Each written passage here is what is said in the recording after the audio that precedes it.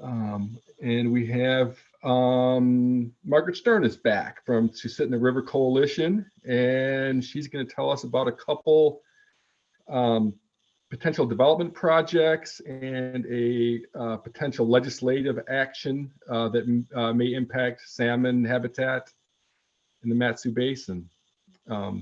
Yeah, take it away. Take it away, Margaret. Awesome. Hi, everyone. Like Dan said, my name is Margaret Stern, and I'm going to share my screen here for a second, but I'm having some connectivity issues, so I'm going to turn off my video for the presentation. So I will be presenting today on 3 things to watch within the Susitna watershed. These 3 items are the Susitna-Watana Hydro Project, Senate Bill 97, and the West Susitna Access Road. Now, these are all huge topics, and any one of these different watch items could be turned into a much larger presentation. But today I'm going to provide a brief history of these topics, a current status update, and describe how the Susitna River Coalition anticipates their development over the coming years. So the Susitna River Coalition, or the SRC, is a grassroots organization based in the small village of Talkeetna. The SRC operates as a watershed watchdog, monitoring these issues that have the potential to affect the integrity of the Susitna watershed. This small organization monitors these issues by engaging with a large membership across the entire Susitna watershed and beyond. Topics like Senate Bill 97, the Susitna-Watana Hydro Project, and the West Susitna Access Road are items of interest that are being closely monitored by the SRC. And why? Because of one commonality: their capacity to drastically alter the character of the watershed and harm its valuable fish and wildlife habitat. So what's special about the Susitna? Well, take a look at this map. Here you can see all of the different waterways and lands that drain into the Susitna. This area is huge, draining the 4th largest area of any river in the state, and with a watershed encompassing 49,210 kilometers. Here we find great access to commercial and sport fishing, wildlife, hunting, tourism, and recreation. But beyond that, this place is our home, and a home to a large number of Alaskans. The population of the Mat-Su Borough grew 49% between 1990 and 2000, and that growth rate is only accelerating. Growth means increased pressure and an increased capacity for environmental impacts. So to begin, let's look at the Susitna-Watana Hydro Project, the reason that the Susitna River Coalition first formed. So you can see where my pointer is. Maybe I think you can see my pointer. The star is where the dam would go, and the village of Talkeetna is downstream. So the project was first proposed in the 1950s as a 2-dam project and an era of mega dams, and as a single dam project in the 1980s. The project was never pursued beyond feasibility studies. The project reappeared between 2011 and 2014.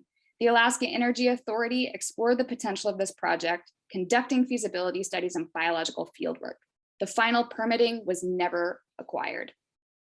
The dam has reappeared in 2021, with the AEA giving a presentation to the state legislature in 2021.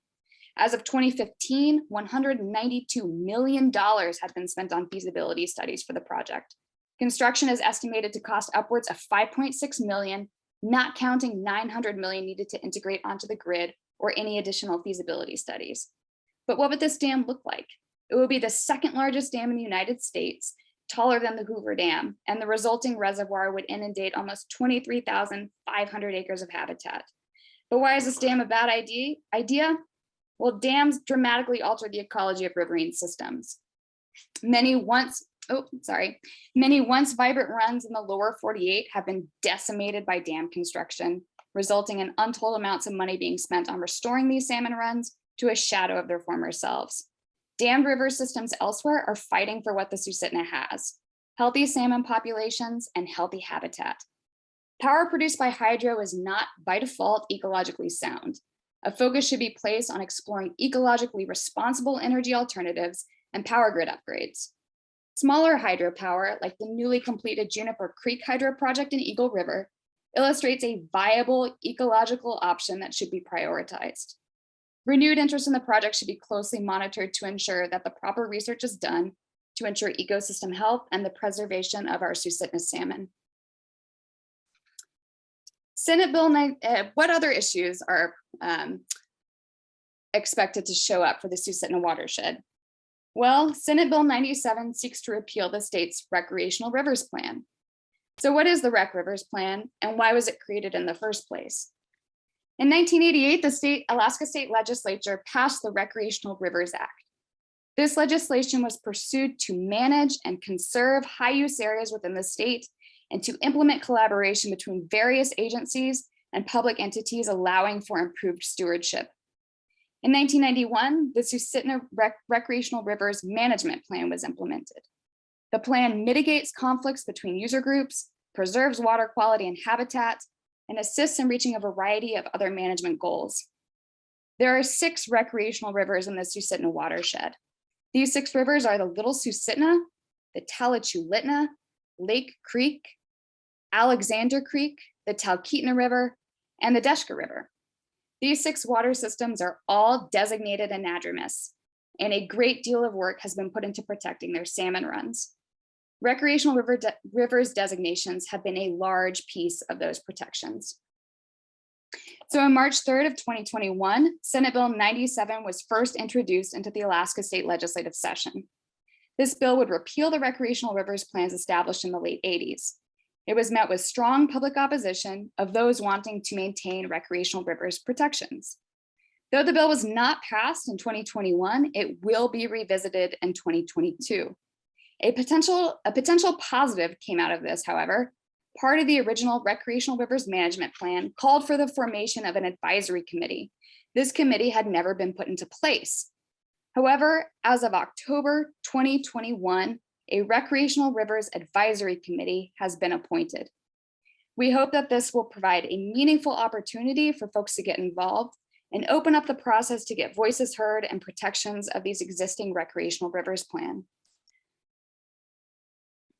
So why are recreational river systems important? Well, to protect in case of development projects like the West Susitna Access Road. Well, the West Susitna Access Road is a proposed 100-mile industrial road. It would traverse a currently roadless wilderness in the Susitna River watershed, leading to the Estelle Mining District in the Eastern Alaska Range. It would have far-reaching effects on the entire Western Susitna Drainage. The area is rich in biological diversity with abundant and sensitive fish and wildlife habitat, including a designated recreational river, the Talkeetna. So who is involved in this project?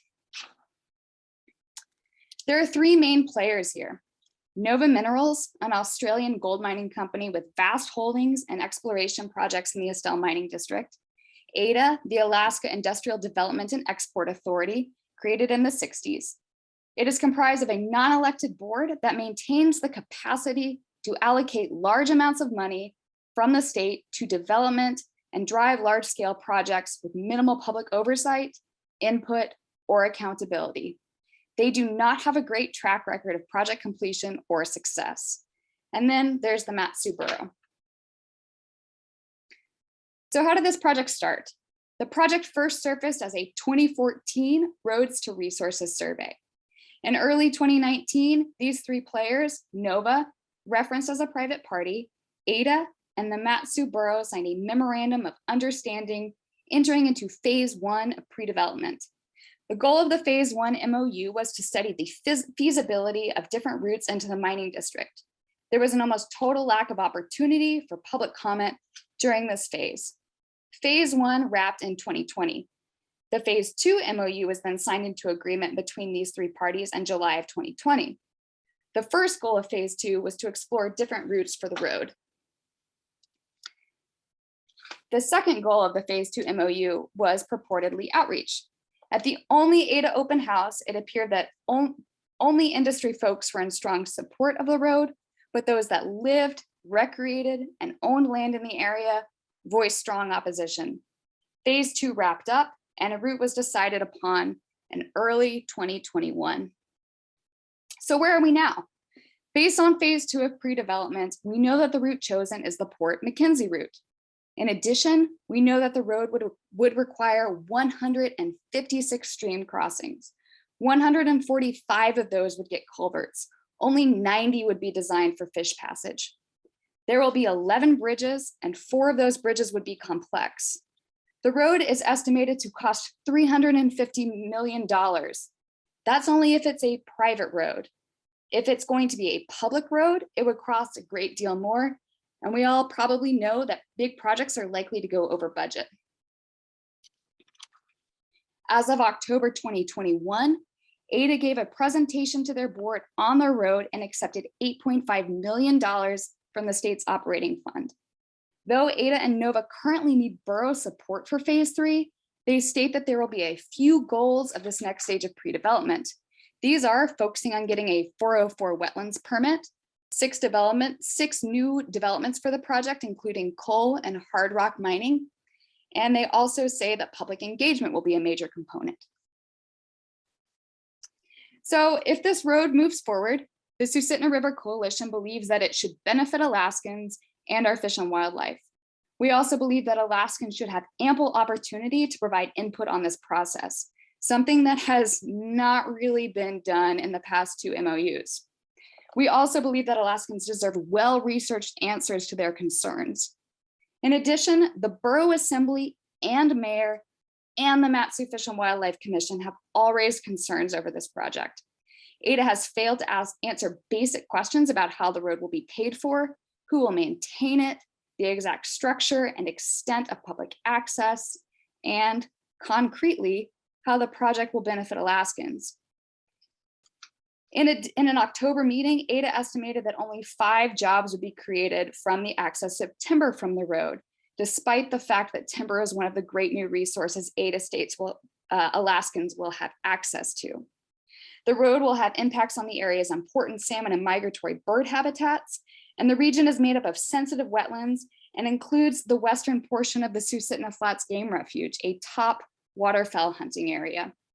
The waterways support abundant salmon populations, and the Talkeetna River, which the road would cross, is one of the premier fishing locations in Alaska, as well as a designated recreational river. So we really have to ask if this mining road, whether it is public or private, would really benefit residents of the Mat-Su and Alaska. So the Susitna River Coalition is closely monitoring these items, and we encourage all that would like to stay appraised of their status to stay in touch with us. Please sign up for our newsletter, send me an email. I'd love to chat with you about volunteering, making public comments, and staying involved. We would love to explore the best options for the Mat-Su Borough, the Susitna watershed, and our valuable fish and wildlife habitat. So thank you.